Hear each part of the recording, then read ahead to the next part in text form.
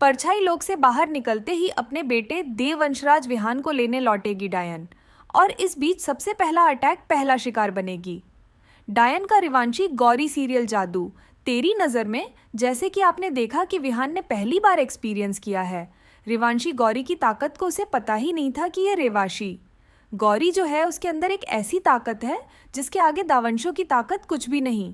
असल में तो रीवा वंशी गौरी पैदा ही हुई है डायनों के सारे वंश को खत्म करने के लिए, लेकिन यह बात महाडायन को अभी तक पता नहीं चली थी। वह तो ढूंढ रही थी आखिर कौन है वह लड़की जो कि उसके बेटे को मारने के लिए पैदा हुई है। वेल अपने बेटे को लेने के लिए जब वह लौटती है, विहान प्रताप सिंह के घर में तो सबसे पहला सामना उसका हो जाता है। रीवा वंशी गौरी से ही रिश्वत जैसे ही सामने आती है, डायन के एक पल के लिए तो डायन की शक्ति कमज़ोर होने लगती है। लेकिन यह महाडायन है, त्रिकालनियों की तरह कोई छोटी मोटी डायनें नहीं है। ये परछाई लोक से बाहर निकली डायनों की महारानी दावन स्वराज की माँ, यह महाडायन है वेल।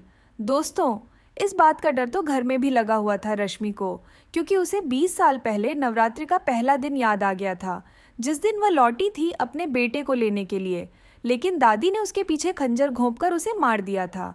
यहाँ पर भी वह इसी चिंता को बता ही रही होती है। तभी यहाँ पर महाडायन की एंट्री होने वाली है और उसके सामने सबसे पहले आएगी रिश्वा। रिश्वा को गले से पकड़कर उठाएगी, क्योंकि उसे पता नहीं कि रिश्वा सामने खड़ी हुई उसकी मौत है।